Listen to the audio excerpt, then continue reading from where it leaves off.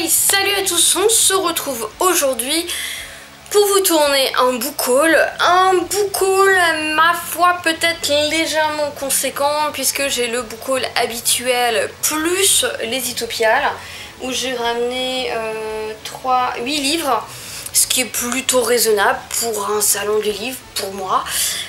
Mais par contre, comme j'avais déjà acheté avant, tout de suite, ça fait beaucoup moins raisonnable. Voilà, donc on va commencer tout de suite parce qu'en plus il y a 3 livres que j'ai achetés à cause d'autres booktubeurs, donc j'estime que c'est pas de ma faute, c'est de la leur. Voilà, la première, je ne sais plus qui en a parlé.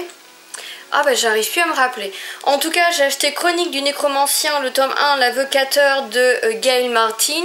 Donc c'est chez Bragelonne, donc moi je l'ai pris en poche, mais je suppose qu'il se trouve en grand format.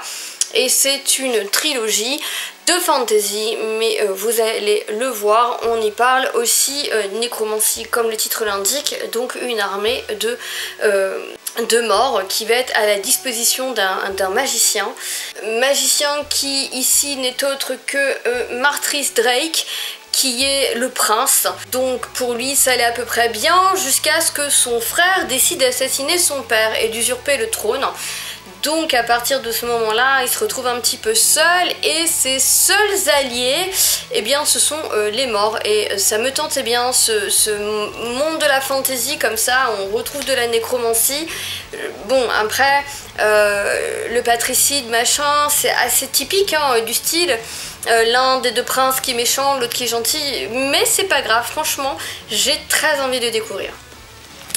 Autre roman, ça c'est à cause de l'ado vintage que je l'ai acheté, puisqu'il a lu L'Asile du Nord. Donc L'Asile du Nord, il y a plusieurs tomes. Et là, le tome 1, Camille, est à découvrir pour 3,95 €.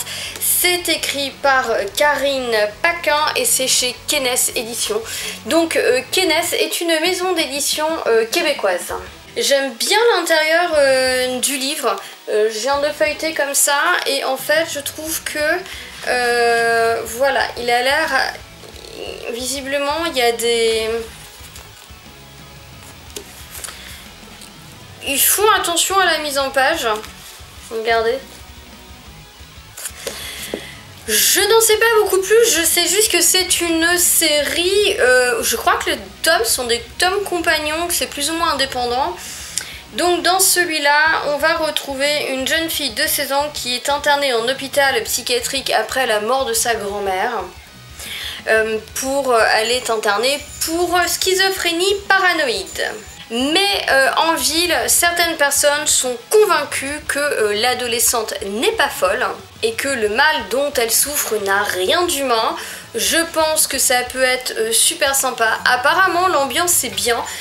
Pour moi, je dis peut-être des bêtises, hein, mais pour moi ça reste du young adulte. Donc ça doit pas être non plus creepy, mais pour moi ça reste du young adulte. Donc, mais apparemment l'ambiance est très bien, donc j'avais très envie de découvrir, surtout pour 3,95 €, c'était quand même le moment où j'allais. Ensuite, j'ai acheté à cause de Bouquin d'un bébé dragon ce livre. C'est un TG Clown, donc non, je n'ai pas craqué pour je ne sais plus quoi de la mère, c'est rue Hélène là, la maison sur la... non. Sur la colline de la mer, je suis en train de vous dire n'importe quoi. Enfin, bon bref, vous voyez lequel je veux dire, celui qui est paru chez De Saxus et qui a une couverture tout aussi colorée que celle-ci. C'est vrai que franchement, ici on parle des contes de Vérania, le tome 1, Le Cœur de Foudre. C'est chez MMM Bookmark et c'est vrai que la couverture, elle est top. Alors, peut-être allez-vous vous demander de quoi on parle. J'en ai aucune idée. C'est un bébé de 600 pages quand même. Merci à Bouquin d'un bébé dragon. Surtout que quand vous... Oh là là là là là. Et regardez à l'intérieur, vous avez vu les marges inexistantes. Mais c'est une bricasse ce machin. Regardez-moi ça quoi. Je peux vous dire que celui-là à lire ça va être un pavé.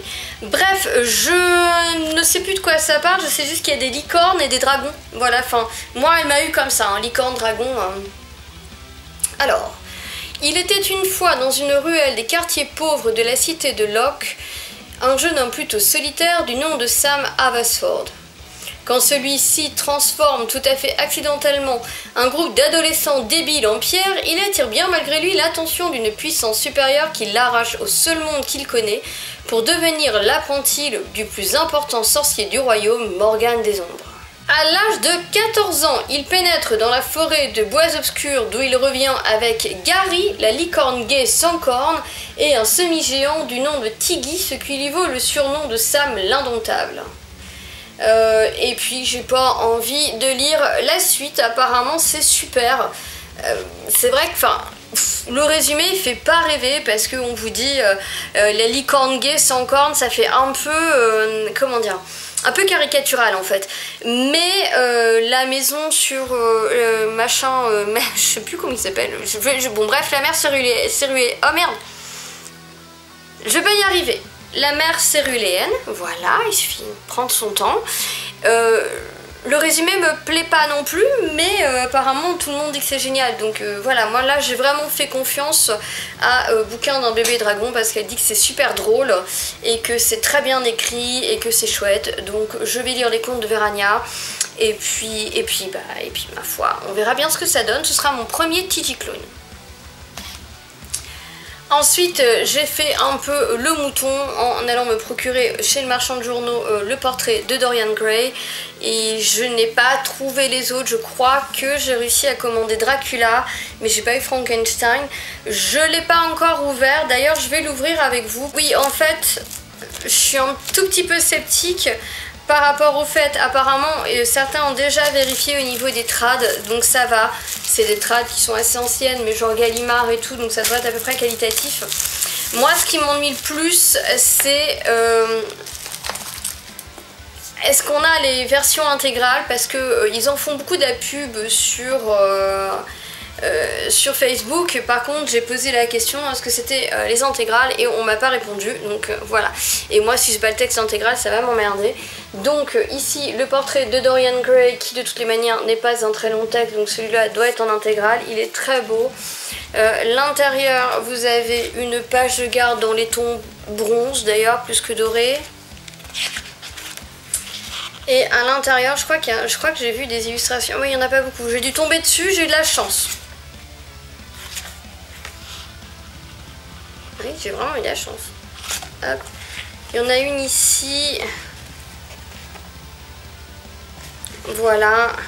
Moi je l'ai déjà lu, hein, le portrait de Dorian Gray, donc c'est vraiment plus pour l'avoir dans la collection parce que j'ai pas l'intention de le relire tout de suite maintenant. J'avais beaucoup aimé d'ailleurs. Et du coup on vous dit pas trop. Ben là on sait pas trop hein, pour la trad. C'est alors traduction Eugène Tardieu, oui mais on sait pas. Bon, je vais pas... Voilà, on ne sait pas. On n'en sait pas plus. Je ne sais pas. Le portrait de Dorian Gray, c'est pas long. Donc je suppose que c'est le texte intégral. Mais c'est Dracula qui me chagrine un peu plus parce que c'est quand même un long texte. Un livre que j'avais passé en précommande il y a un moment, qui n'est pas un roman, mais que je lirai pendant le Cold Winter Challenge. Il s'agit d'un texte de Sylvain Tesson, qui est assez connu si vous aimez tout ce qui est nature writing. Ça s'appelle La Panthère des Neiges et c'est le super talentueux Vincent Munier qui a fait toutes les photographies. Je n'ai jamais lu de Sylvain Tesson, mais j'avais très envie de découvrir cette personne. Je suis désolée, hein, comme c'est blanc, c'est assez compliqué. Et Vincent Munier, j'adore. Donc c'est un livre, mais qui est bourré de photos. Avec du texte, donc voilà. Mais après, c'est des carnets de voyage en fait. Hein. C'est pas du tout un... C'est pas un roman. Mais je vais le lire pendant le Cold Winter, puisqu'ils sont quand même à la recherche de la Panthère des Neiges. Donc voilà, le genre de photo que vous avez. C'est magnifique, je rêverais d'aller là-bas.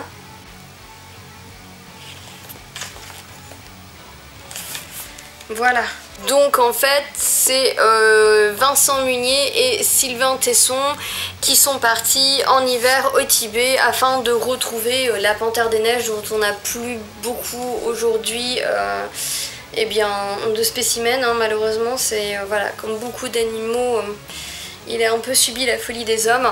Et j'ai très envie de découvrir Sylvain Tesson et Vincent Munier, ça va être un vrai bonheur. Donc je me lirai ça pendant le Cold Winter Challenge. Je continue, ceux qui ont regardé les vlogs l'ont déjà vu, puisque j'ai craqué en librairie, enfin même pas, à l'espace culturel Leclerc pour être exact, pour la maison Chapelier de Tamsin Merchant, illustré par Paola Escobar, et c'était chez Gallimard Jeunesse. J'en ai pas du tout entendu parler de ce livre, alors que franchement il a l'air super mignon. Et voilà, c'est du jeunesse, hein, on est d'accord, mais c'est pareil, je l'ai acheté en me disant que j'allais lire pendant le Cold Winter Challenge, puisque en général j'aime bien faire un ou deux jeunesse pendant cette période de l'année, et là il me faisait bien envie. Un grain de folie et de la magie au bout des doigts, tel est l'adage de la famille Chapelier qui fabrique des chapeaux magiques de génération en génération. Lorsque son père disparaît au cours d'une expédition à la recherche d'une plume d'oiseau rare, la jeune Cordelia Chapelier jure de le retrouver, quitte à mettre la ville de Londres sans dessus-dessous. Voilà, en tout cas, j'ai trouvé que la couve était chouette. Les illustrations étaient chouettes et j'ai apprécié le fait que on n'en a pas entendu parler partout. Voilà. Après, je me suis aussi procuré Three Dark Crowns de Kendare Blake aux éditions Léa. Kendare Blake avait écrit aux éditions Black Moon La fille des cauchemars, je crois, que j'avais pas mal aimé et qui nous revient ici avec une fantaisie impliquant un Rénome, 3 sombres reines nées dans un val, 3 douces triplées à jamais rivales. 3 sœurs belles et sombres, l'une aura la couronne, 2 rejoindra les ombres. Voilà, il y a, comme le nom l'indique, c'est un Rénome, il y a 3 sœurs pour une seule couronne. Donc je n'en sais pas plus, je sais que c'est un livre qui avait fait parler de lui en VO, là Léa l'a traduit, donc voilà. J'avais vraiment envie d'en profiter puis de les soutenir parce que c'est pas une gigantesque maison d'édition non plus. Et enfin, toujours hein, le VO, ceux qui ont regardé les vlogs, vous le savez, vu que je me suis acheté le 3e tome de Nevermore, Holopox, la traque magique de Morrigan Crow par Jessica Townsend chez Pocket Jeunesse. Je ne vais pas vous en reparler parce que bon voilà, je pense tout le monde le connaît et il fait quand même plus de 600 pages, donc celui-là c'est pareil, j'ai vraiment envie de me le caser pendant le Cold Winter Challenge. Idem, hein, c'est du Pocket Jeunesse, les en-têtes de chapitres sont décorées. Par contre je pense qu'il va falloir que je me retrouve un résumé spoliant du 2. Autant le 1 je me souviens quand même quasiment tout, le 2 j'ai un doute, j'ai peur d'avoir loupé des trucs, donc il faudra que je me trouve un petit résumé bien spoilant.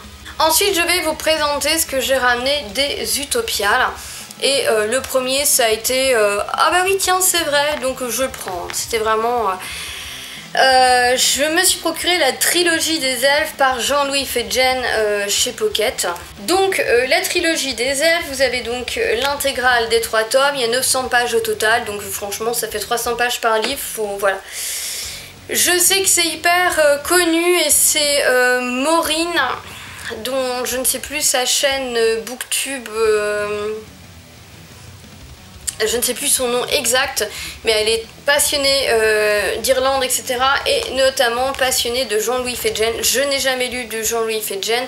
Je pense que c'est une trilogie à découvrir sur les elfes. Voilà, je n'en sais pas plus. Ça fait des lustres que j'ai pas lu le résumé et je me lancerai dedans sans le lire. Ensuite, pour continuer avec les livres que je n'ai pas fait dédicacer, je suis tombée aussi sur l'effet coccinelle de Yann Bécu chez L'Homme Son Nom. C'est un livre que j'avais super envie de découvrir. J'avoue que le pitch m'avait vraiment donné envie quand je l'avais vu, la parution. Je suis désolée, j'ai le chien qui s'excite tout seul. Et du coup, là il était là, je l'ai pris, ça m'évitait de le commander et j'avais pas fait attention, mais c'est pareil, à l'intérieur vous avez quand même un gros travail de mise en page. C'est impressionnant quoi. Et en fait j'avais adoré, ça avait l'air complètement déjanté. je vais vous lire le début, je pense que c'est ce qui va résumer au mieux.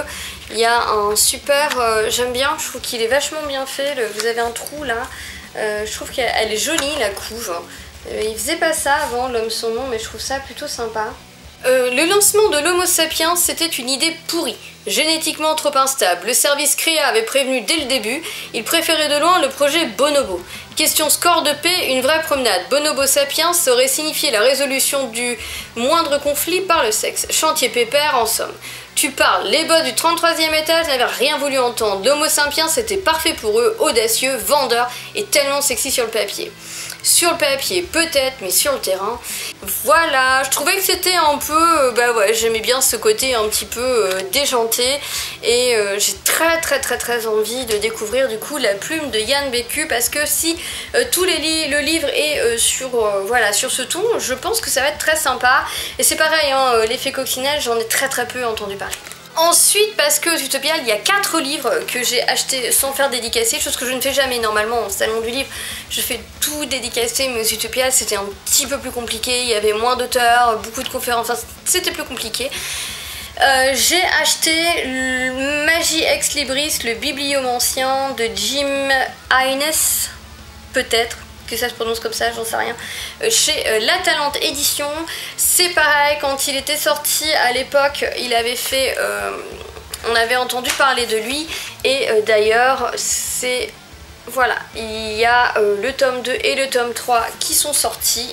Donc ici on parle bibliomancien et on parle plus exactement de Isaac et il peut puiser à volonté dans les livres et en tirer n'importe quel objet du récit. Donc j'ai trouvé ça assez génial et évidemment les gardiens l'envoient sur le terrain combattre les menaces magiques qui guettent la Terre et du coup il peut plonger dans les livres pour y retrouver les armes etc. qu'il veut. On voit sur la couverture que c'est ce qu'il est en train de faire. J'ai pas trop entendu parler du tome 2 et du tome 3, mais quand le tome 1 était sorti, je sais qu'il avait fait parler de lui, donc là c'est pareil, il était là, il me faisait de l'œil, je l'ai ramené, il vient à la maison et puis on n'en parle plus. Et un autre dont je n'ai jamais entendu parler, mais j'ai vu la couve, ça m'a attiré, regardez, je ne pouvais être qu'attirée, non?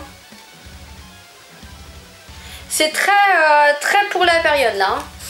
Donc c'est de Camille de Montgolfier chez Pygmalion et ça s'appelle La forêt de Saint-Ambroise. Je ne me souviens absolument plus de quoi ça parle. Bravo. À qui peut se fier un simple mortel? La forêt de Saint-Ambroise. Octave est un jeune homme simple qui a consacré l'essentiel de sa vie à sa petite sœur Ariane. Son existence n'est pas parfaite, mais faire le bonheur de la fillette lui suffit. Alors le jour où une licorne débarque sous son toit, c'était ça, c'est pour ça que je l'ai acheté. Alors le jour où une licorne débarque sous son toit pour lui demander de l'aider à sauver une sorcière, et c'est à cette phrase-là que j'ai acheté le bouquin, Licorne sorcière. Son monde vole en éclats, Octave et Ariane découvrent un univers mystérieux et magique dont ils ne soupçonnaient pas l'existence, et pauvres mortels, ils ne sont pas au bout de leur surprise. C'est un petit livre qui fait à peine 300 pages. Voilà, et c'était ça, j'ai entendu, j'ai vu licorne, sorcière, il m'en fallait pas plus. Après, j'ai vu Morgan of Glencoe et j'ai pris le tome 2 de la dernière geste, l'héritage du rail, c'est chez Naos, sachant que je n'ai pas lu le tome 1. Voilà, mais elle était là, du coup je l'ai fait dédicacer. Et du coup je ne peux pas vous parler de quoi il en retourne vu que je n'ai strictement aucune idée, que je n'ai pas lu le résumé depuis un bail. Je sais juste qu'il y aura 5 tomes et que la nana se retourne au fur et à mesure des tomes et que bah, elle commence de dos et vous finirez par la voir de face. Voilà, c'était la petite anecdote que m'a dit Morgan of Glencoe. Et bah pour le reste, je vous en parlerai lorsque j'aurai lu le tome 1. Après, j'étais super contente et étonnée aussi qu'ils viennent dans un salon comme les Utopiales. Je vois ce genre de personnes plus se déplacer pour un gros salon comme les Imaginales. Mais M.R. Carey était là, donc il est anglais.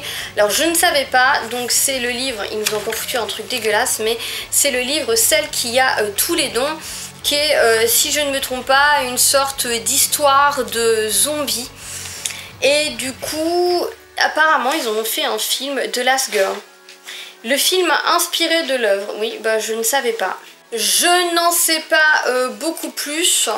Je sais juste que voilà, elle s'appelle Mélanie, c'est ça, et qu'elle est particulière et qu'on bah, de manière on le voit quand même hein, sur la couve du film. Alors, je sais pas s'il va vouloir faire la mise au point. On le voit quand même sur la couverture là pour le film que ça fait quand même plus ou moins zombie. Ça fait un moment que je voulais découvrir ce livre, donc c'était en plus l'occasion de voir l'auteur, donc c'était plutôt super sympa. Et je ne savais pas, mais il y avait d'autres livres, alors si je dis pas de bêtises c'était le livre de Loki aussi, non, Collie, n'importe quoi, oui. Il y a de la déformation avec Loki, hein. Mais il a aussi écrit Fellside. Et en fait, ici, je lui ai demandé de quoi ça parlait. Et du coup, en fait, il m'a expliqué que c'est une jeune femme qui veut flinguer son petit ami. Et elle fout le feu à la maison. Sauf que, eh ben, dans la maison, il y avait les enfants. Et les enfants, ou au moins un enfant, je ne sais plus, et bah, les enfants sont morts et du coup évidemment elle se retrouve en prison. Je crois d'ailleurs que c'est un enfant et après d'après ce que j'ai compris, eh bien elle va avoir le fantôme de cet enfant qui va venir la voir en prison. Donc voilà, c'était une histoire de hantise, j'avais très envie de découvrir ce roman et puis voilà, je trouve que la couverture est plutôt sympa. Et enfin, eh bien, l'autrice était là, donc c'est en pavé, hein, c'est ce qui me retenait jusque-là de l'acheter, ce format pavé. Mais comme Anne-Sophie de Vriez était là, j'ai acheté Biotaniste de chez Naos. Le pitch il me tente bien, après je l'avoue, hein, 590 pages, enfin 600 pages quoi. Bon, voilà, après c'est quelque part dans le futur et... voilà, terminer les ruisseaux, terminer les animaux, terminer la domination masculine, parce qu'elles semblent être les seules à survivre à une maladie qui décime l'humanité. Les femmes ont pris le pouvoir et les hommes sont relégués au rang de reproducteurs. Voilà, c'est le contexte de ce monde. Je suppose qu'on va rencontrer des personnages à qui il va arriver plein de choses. Je n'en sais pas plus, je ne veux pas en savoir plus. Mais en tout cas, apparemment il est bien, la couve elle est superbe et c'est un livre que je découvrirai avec plaisir. Et ben voilà, vous voyez, j'ai quand même réussi à tout vous présenter. Ça y est, on est au bout de ce book haul qui est quand même, oui, qui est quand même un peu conséquent, il faut l'admettre. Ça va piquer, entre les Utopia et les Montreuil, ça va piquer, mais ça fera du bien au moral.